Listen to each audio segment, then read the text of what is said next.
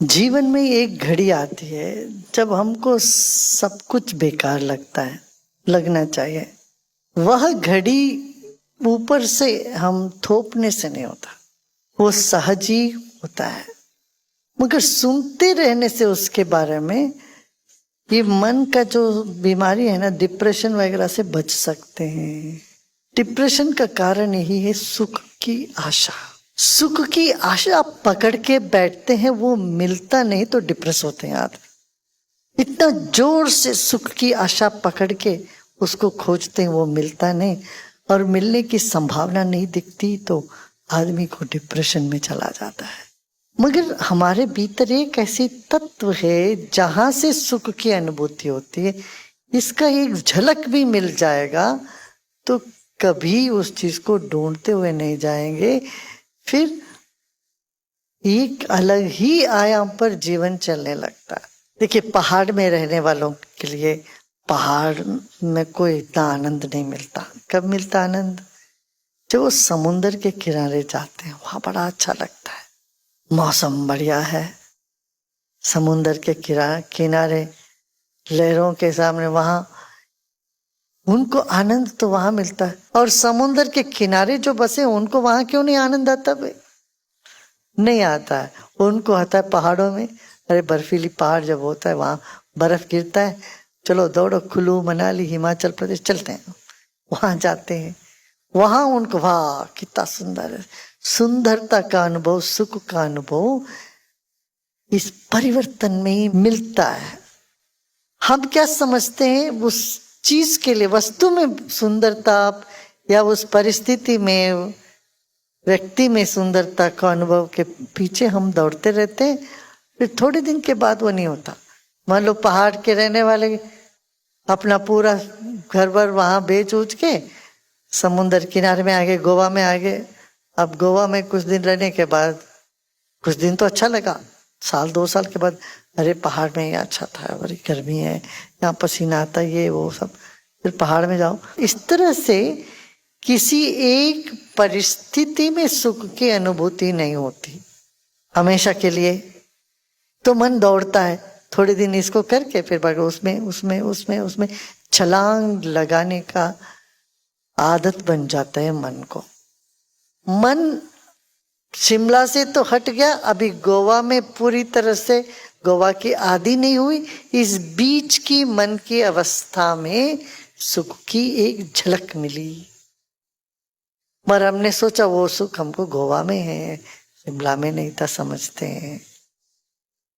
जीवन में हर परिस्थिति को तुम विश्लेषण करके देखो, जहां से तुम्हें सुख यहां मिलता है करके लगता है, थोड़े समय उसमें ज्यादा गहराई में जाओगे तो वहां नहीं मिलता। क्यों? बहिर्मुखता में नहीं है, वो कहीं और है। ऐसे लोग पार्टनर बदलते रहते हैं, एक पार्टनर के साथ बड़े मेरे लिए तू, तेरे लिए मैं, be made for each other करके, अरे तेरा बिना जी नहीं सकता हूं, प्रेम में पड़ जाएंगे। बस 6 महीने साल भर में बाप रे मैं क्या गलती कर बैठा, इनके साथ तो कभी नहीं रह सकता हूं, ऐसे होने लगता हूं। मन की जो बहिर्मुखता है, मन का स्वभाव है, और बहिर्मुखता में जाके सब जगह ठोकर खा खा के जब थक जाए मन, तब अंतर्मुखी होने के सिवाय कोई रास्ता ही नहीं हो उसको। तब भी यदि अंतर्मुखी हो जाए तो तर जाएंगे।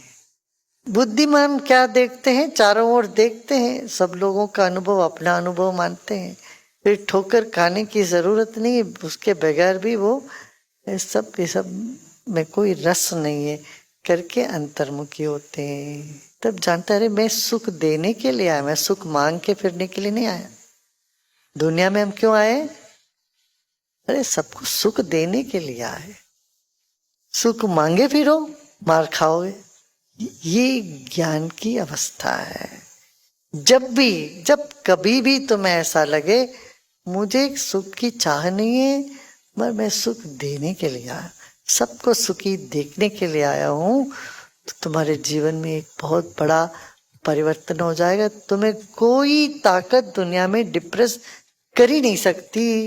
नहीं तो डिप्रेस हो जाओगे इस चीज को लेके, उसको लेके, उसको लेके, उसको लेके। ये सोचना चाहिए हम सेवा करने के लिए आए हैं।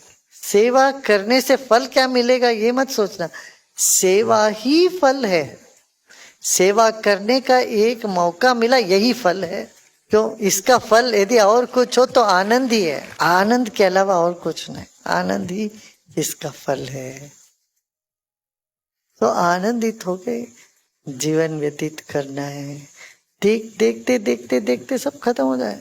इसलिए ये नहीं है जी, वो नहीं है जी, वो वैसा है, ये वैसा है, ये मेरे को देखा, वो नहीं देखा, ये सब दुनिया भर की शिकायतें हमारे दिमाग में जो घुस जाता है, इससे हम खुद भी दुखी रहते हैं, औरों को दुखी करते रहते हैं। पतंजलि महर्षि कहते हैं कि ये सब ठीक है, मगर सिद्धावस्था में जब तुम पक्के हो जाओगे तब तुमको लगेगा सर्वमेवं दुखम विवेकिना।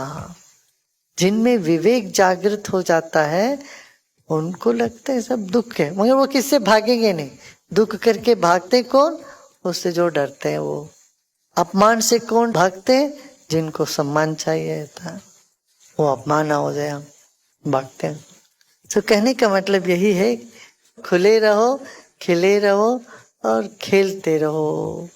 जीवन एक खेल है। खेल में हार जीत को लेके कोई दुखी नहीं होता, दुखी होता तो बेवकूफ है। युद्ध का हार जीत दूसरी बात है, इसमें लाभ और नष्ट के बारे में सोचते हैं, पर खेल में हार जीत में कोई लाभ और नष्ट है क्या? बिल्कुल भी नहीं है। डिप्रेशन हो रहा है इसीलिए कि वैराग्य नहीं है जीवन में। लगता है बिल्कुल विपरीत है।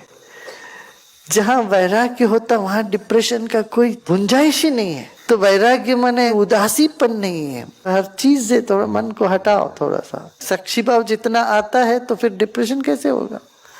जीवन में नीरसता छा जाती है और जब जड़ता आ जाती है तो साथ साथ डिप्रेशन ही होता है। बहुत ज्यादा भोग में जाएंगे तो जड़ता आती है। देखो बहुत ज्यादा खाना खाओ, क्या लगता है उसके बाद? सुस्ती लगता है, पड़े रहो, लगता है कि नहीं। इसी तरह से एक दिन 2-3 सिनेमा देख लो, 2 सिनेमा एक दिन देख लो, क्या लगता है उसके बाद? सो जाए, ऐसा लगता है ना। तो इस तरह से चाहे वो संभोग हो, भोग हो, खाने पीने की चीज हो, जिस भी चीज को अधिक करते हो बहुत ज्यादा, तो वो जड़ता में तुमको ले जाता है। जड़ता से नीरसता, नीरसता से फिर डिप्रेशन। इसलिए लिमिटेड थोड़ा सा खाना खाओ जितना चाहिए, तो शरीर में चुस्ती रहती है, स्फूर्ति रहती है। ज्यादा खाओगे तो जड़ता आ जाती है।